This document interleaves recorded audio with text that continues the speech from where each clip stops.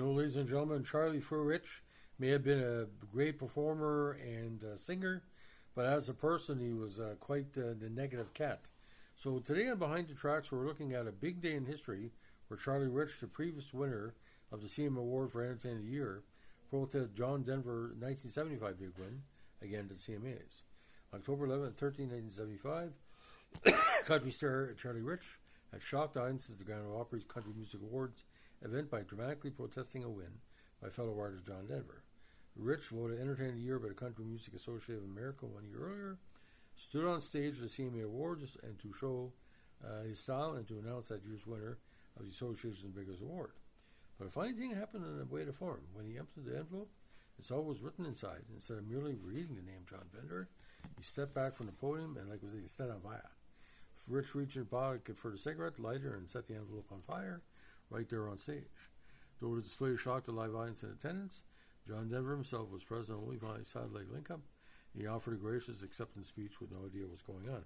So he's giving a great speech to thank you, and like everybody's kind of murmuring, and a lot of people really don't know was it a joke or was it some kind of protest. Now, the incident did significantly damage the remainder of Rich's career, which was a 35-year-old span during which 11 number one hits the country charts, including the classic Behind Closed Doors and one crossover smash hit with a number one pop hit, The Most Beautiful Girl in the World. In the aftermath of the incident, Rich was blacklisted for the CMA Award show for the rest of his career. But what point was he trying to make, really? Because, no offense, folk and country has always been close cousin thing. It was widely assumed that at the time that Rich was taking a stand on the side of country traditionalists, upset of a noble incursion of pop dabblers in the country music at the time. We had the Pointer Sisters, Livy Newton-John, and O.N.J. had one of the most promising female vocalists, 73. But Rich himself was often accused of being not country enough, so it may not have been his intent.